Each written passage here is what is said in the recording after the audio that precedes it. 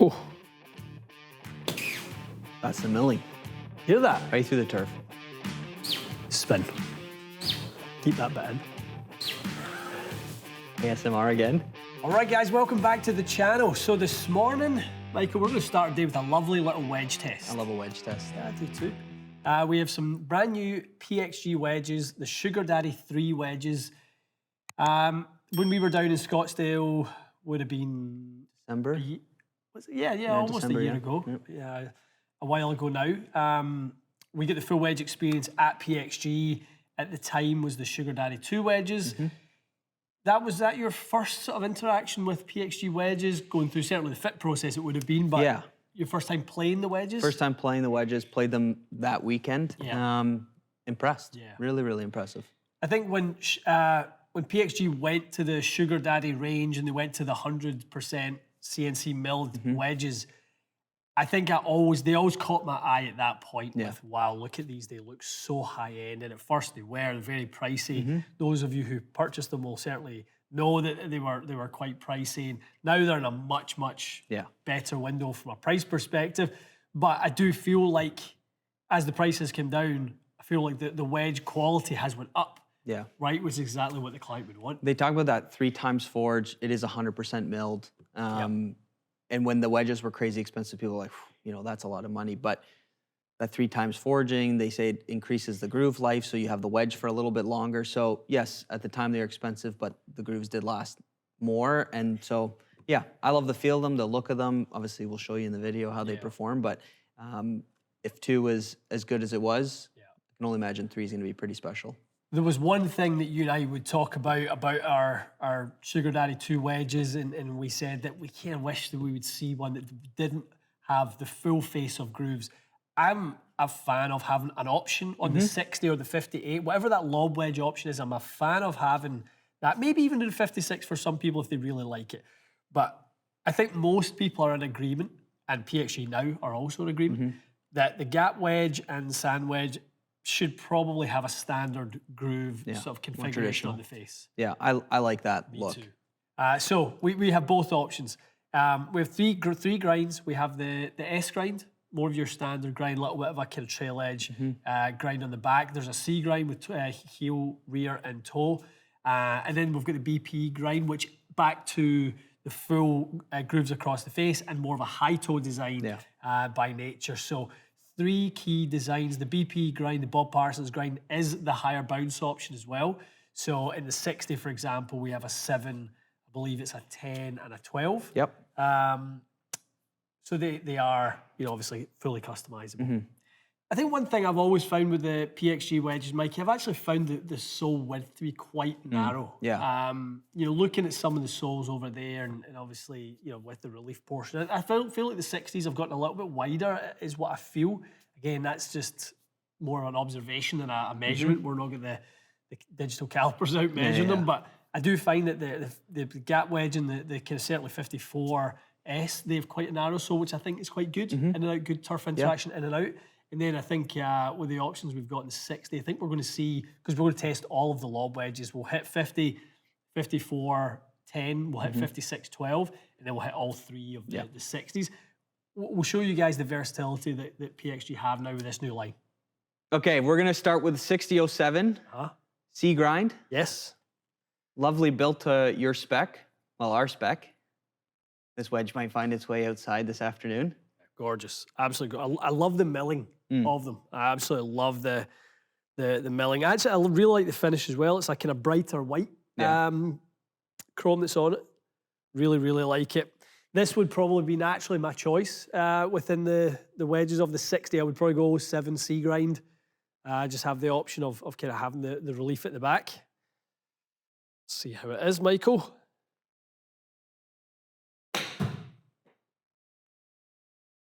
Good start.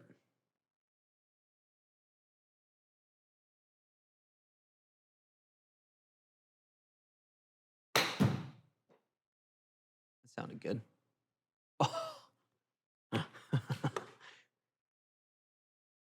That's about what I deserve.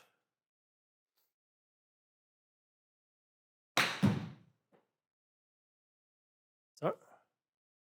Better strike. Yep.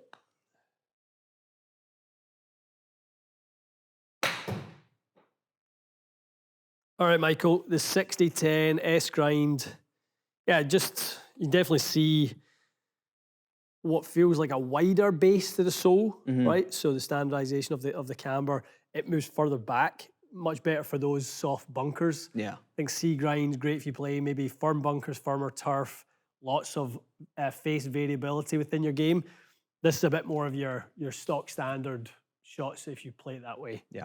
Yeah, that C grind is a little too tapered on the heel and toe. So you got to be getting to the turf a bit more efficiently. I tell you what though, I mean, it doesn't visually actually doesn't sit Okay, good. up anymore, or it's not off-putting in any way, shape, or form.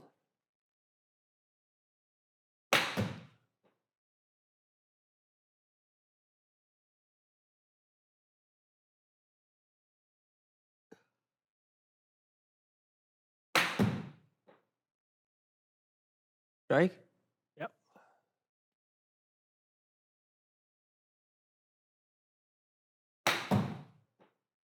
Interesting, right out of the gates, move into a different grind and bounce, and it just sounds much more solid. Sounds better, doesn't it? Yeah.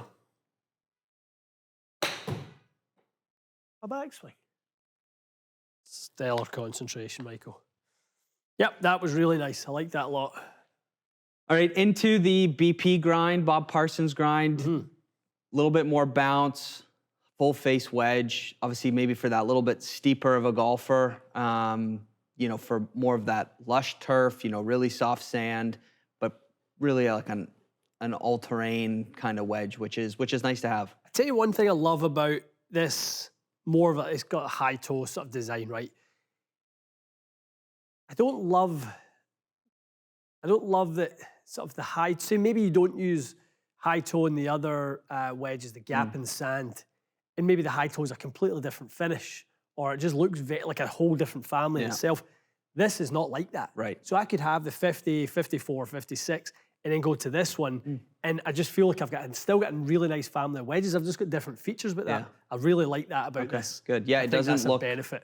Doesn't look too different to the standard wedge. There have been wedges in the past with that higher toe look that looks completely different, very gooseneck. This still looks, or even different, you know, color. Yeah. You know, finishes. Some are rusty, some are not, or whatever they may be. But you know, this is very in keeping with the rest, which is nice.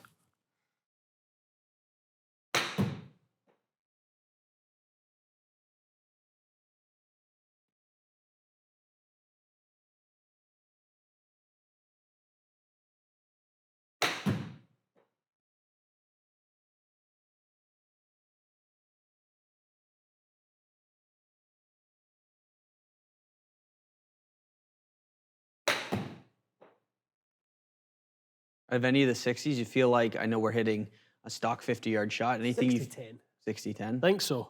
Give you the most versatility? Yeah. Well, just best on this shot. Versatility, obviously, have to start hitting some different ones and getting some bunkers and stuff, but hitting this square face shot, getting maybe a bit open with it, it sits close enough to the ground. I definitely could get it open a little bit. I would play that one. Sounded good. That was well struck. All right, into the 56-12. Yep. And then obviously we're going to test 54-10 as well. Anything you notice behind the ball shape, like matches quite nicely throughout the set? I think someone could use this in a sand wedge. Like we said just there about the high toe being part of the family. If you use, maybe you're the type of player who uses sand wedge more than you use lob wedge in the bunkers, and you want to have the benefits of the full grooves across the face to make sure you still get that friction when you're cutting across the ball and you get that center of gravity where you would want it. I think this is a really good option. Probably not the option I would go for in 56. I'd probably do 56-10. It's typically what I use. And that's why I'm going to test in 54, because I do use 54-10 right now. But I think lots of people would enjoy this too. Okay. 75 yards? Yeah.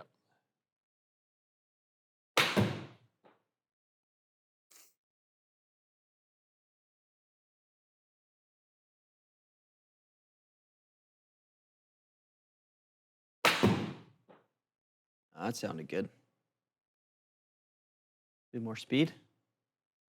Good flight. Good, Crispy one. good spin. The nice thing to see out of these wedges, even on some of the ones that maybe you're not happy with the flight or whatever, the spin doesn't drop crazy. You're not going to get those, no spin hit the green and take off on you. It still holds it. Definitely. Good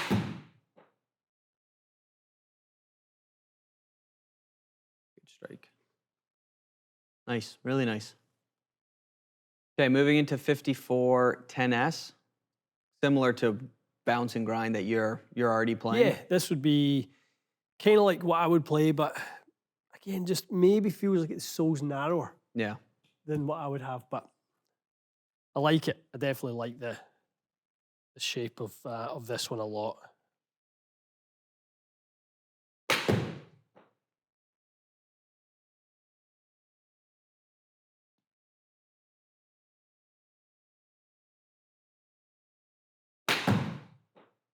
Mm.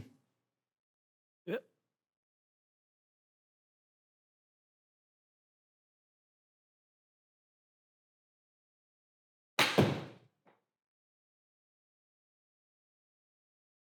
Good strike again.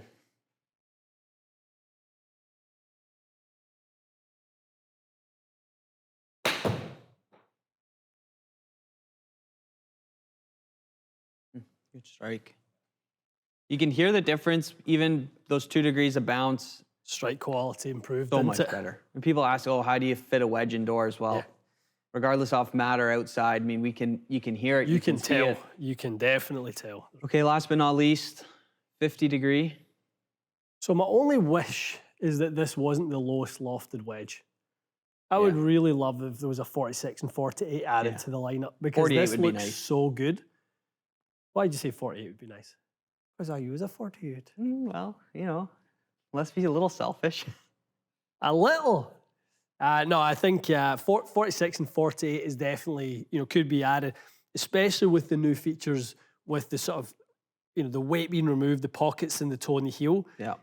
We've got to touch on, from a fitting capability standpoint, we've got this movable weight at the back now in 2 gram increments that can really dial in, obviously length, swing weight, shaft, whatever grip preference is. Lots of people like a progression that maybe they go heavier. I had a client who used to go D5, D7, D9 in the wedges, just because as they go up and down the grip, they like those preferences. That's now a system. A lot of clubs out there, you've actually got to drill the head to make it do that. This is a really neat fitting feature as well. Yeah, good point. All right, 50.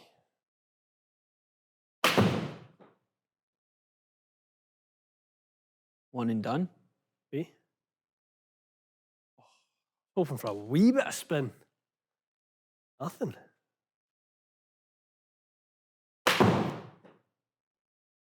$96 and 9,700 RPMs a spin. No complaints over spin. Not generating enough spin at all.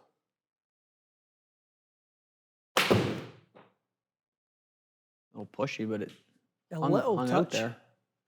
What I'm liking though, Mikey, is, those first few shots. Look at the carry distance. It's got to be like, first one's maybe at 121, maybe? 121, 120, 119. Really, really good. Spin, like, 48. for the most part, identical. Yeah. Ball speed, really, really tight. You're standing there pretty much looking at the same shot for the most part, over and over again. So good. Sounds great too. Does sound good, doesn't it? Sounds pretty powerful. All right, guys. Thoroughly impressed with that, Mikey. Yeah, I like Thoroughly them. impressed. A very uncomplicated set of wedges in many respects. Obviously, you've got your white satin for your satin finish. You've got your extreme dark in the black finish as well. But you've got your C grind, your S grind, your Bob Parsons grind for the high tone, full grooves across the face. But other than that, they're simple wedges, which I really like. Covers a large demographic without being too confusing, maybe, for the consumer. So if we compare, and so when we look at the 07, the 10, and the 12, see if we can really see much of a difference. I don't really think so, other than the one I gravitated towards the most. Generally speaking, the strikes if they're better, the ball will launch a hair lower, spin will go up a little bit, and we see that. The BP, the spin was incredibly tight. Super tight.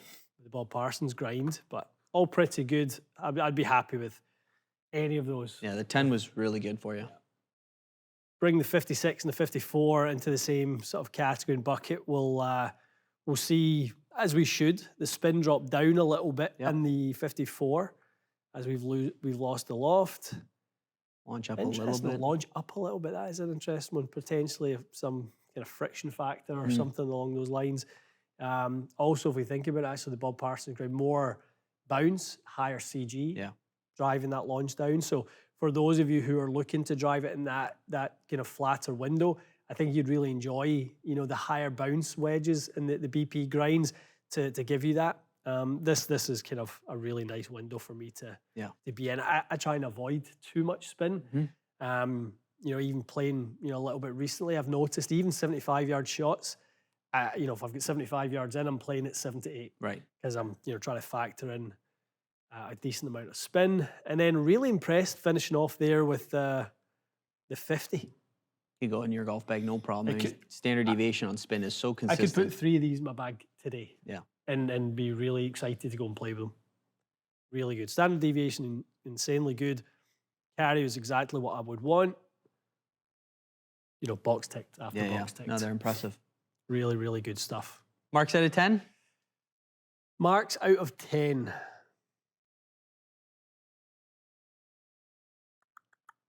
$8.5. Okay. Sound was a factor? Sound was a factor. Okay. That's exact. So sound and how, obviously sound and feel are tied together. I would love it if they felt a hair softer, sounded a hair softer. Right. That would be the one thing that I would sort of stop me getting into the sort of 9s where I would struggle to see maybe a wedge doing any better than it. That type of territory. So that's how highly I rate that set of wedges. But yeah, if I was going to say one thing I would like, it would just be a slight feel to be slightly softer. Yeah, I agree. Yeah, they could get clicky at sometimes, and that can maybe for a forge club with that clicky sound, if it was muted a touch, it'd be 10 out of 10. So sound, obviously that higher pitch that we've been hearing from other wedges we've tested. Yep. Golf ball we used today, Chrome Tour X. Can that play into a sound factor? It definitely can. I think the AVX players, the Chrome soft players, even probably Pro V1 players would maybe be less susceptible to feeling like these are clicky. So I think that's something, a grading that is a bit optional. Right. Because the golf ball will play a factor in that. So it is, to your point, relative to the golf ball that we tested today, it did have that bit of feedback for us. Cool. But performance-wise, guys, you know, it's a really, really exceptional range of wedges. I think, like we said, prices came down an awful lot. From a fitting perspective, there are some unique features to it with the weighting at the back, which is a really nice change. I think Sugar Daddy 3 is the best set of wedges that PXG have ever created. I'd agree. Other than the ones that we know are in Mr. Mike Nicolette's bag. Yeah, well. Those are special. Those are special. That's for another day. Next time we get to Scottsdale National, we'll maybe do a deep dive on what's in the bag with Mike, and he can show us some pretty unique and special wedges that he has. But for the mere mortals like ourselves, the non-masters playing golfers like ourselves, these are really special. So if you get a chance, guys, definitely try them out. If you're going to select somewhere to go and be fit for wedges, which obviously we suggest, I think it's always good phoning in advance and asking, what do you have? What's in your matrix? What's in your inventory? What am I going to get a chance to test today? A wedge fitting is great, but it's only as good as the tools that the fitter has access to. So these are definitely up there with the best wedge tools in the marketplace. So make sure that wherever you're going to get fitted, PXG wedges are at the disposal for you guys to try. That's the only way you'll get a chance to experience them like we did today. Good point. Excellent. All right, stay tuned for more, and we'll see you again soon.